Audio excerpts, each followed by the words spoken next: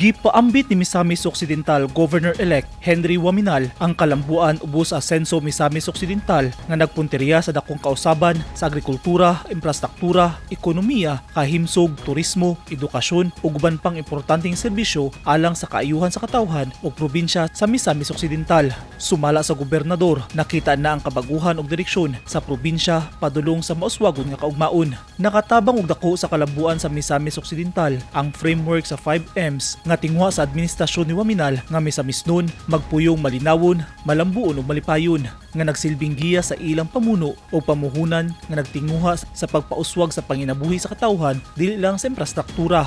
Sumala ni Waminal ang tinuod nga kalambuan dili lang sa mga kalsada ug infrastruktura apan sa pagpaayo sa kinabuhi sa mga Misamis nun, pinaagi sa kalinaw, kauswagan ug serbisyo publiko. Apil sa gipaambit sa gobernador ang kalampusan sa natad sa agrikultura. Isip usa ka probinsya, diin naguna ang agrikultura, gibutang sa sentro ang kalambuan sa kabukiran.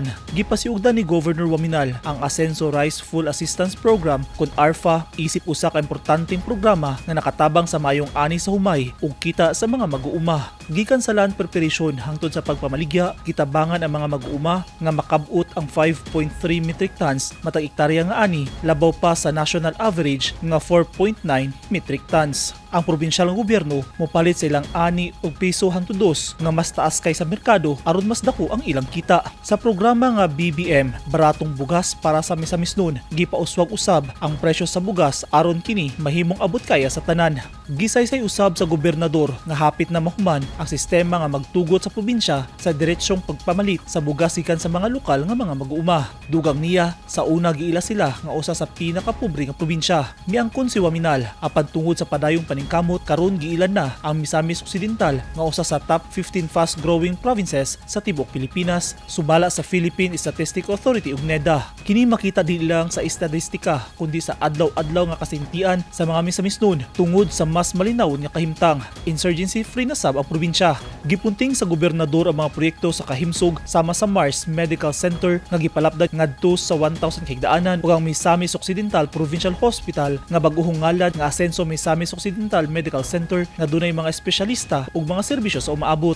Ang Medical Assistance for Indigent and Financially Incapacitated Patients Program ug ang Asenso Program nagpabiling haligi sa libreng tambal ug pag-atiman sa mga kabus tungod sa suporta ni 1st District Representative Jason Almonte ug 2nd District Representative Sancho Fernando Waminal. Ang serbisyo sa kahimsog nahimong mas lapad ug mas lig-on. Usasab sa gipaligon ang turismo. Gipailan ni Governor Waminal ang mga high impact nga atraksyon sa probinsya sama sa Asenso Global Gardens nga dunay tanom gikan sa laing-laing nasud, suportado sa 100 million pesos nga TIEZA grant pinaagi ni Senator Lito Lapid ug General Manager Mark Lapid. Asenso Misamis Occidental ug Aquamarine Park, usa ka Maldives-inspired beach resort nga gilaumang mag-soft opening karong tuiga ug U River Nautical Route nga magsumpay sa Siquijor ug Misamis Occidental pinaagi sa 2 ka oras nga ferry ride nga maghimo sa probinsya nga sentro sa Vismin Tourism. Kini nga mga proyekto dili lang para sa turista kundi aron mo padako sa trabaho ug inclusive nga kauswagan. Gipasalamatan sa gobernador ang suporta sa mga Misamis nun ug sa mga leaders sa nasud nga nagpakabana sa ilang damgo. Samtang giila ang suporta sa administrasyon ni Ferdinand Bongbong Marcos Jr. o mga senador nga nag-una sa eleksyon sa probinsya. Bisan pa sa mga kalampusan, nagpabiling yano ug realistic ang pananaw sa gobernador.